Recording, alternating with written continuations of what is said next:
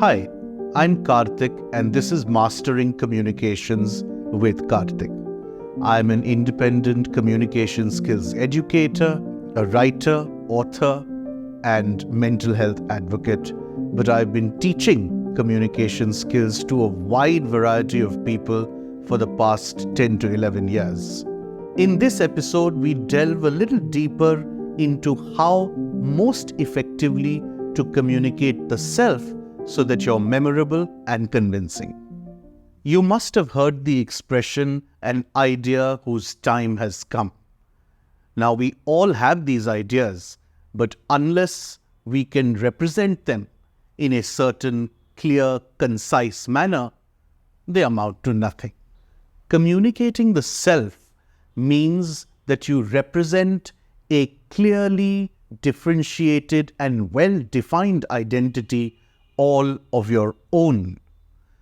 We live in an environment where everybody is chasing the same jobs, they're communicating in a very similar manner. How then do you stand out? How does an individual stand out and be memorable? There are a few ways of doing this.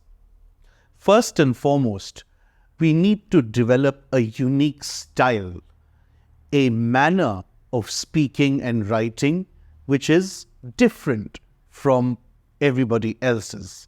How can we do this? We can do this by listening to people whom we find personally interesting and engaging, and out of those emerges a style all our own. The other critical step in communicating the self is actually to provide the opportunity and room and sensitivity to listen to the other person's opinion. One must work on being a great listener, and only then will we and the things that we say come across as holistic communication. And finally, when it comes to communicating the self, we must also be able to demonstrate a certain empathy that we embody. What do I mean by this? If you're engaged in a conversation with somebody, you must be able to demonstrate that you empathize with their perspective, that you understand it, you appreciate it. And if your communication is largely one way, say you're writing something, that same empathy, despite there being no two-way communication, can be demonstrated by certain expressions that we use in our writing which convey the same empathy. For example, instead of making a sweeping statement of your opinion on something, you should always be able to write in our view or in my view.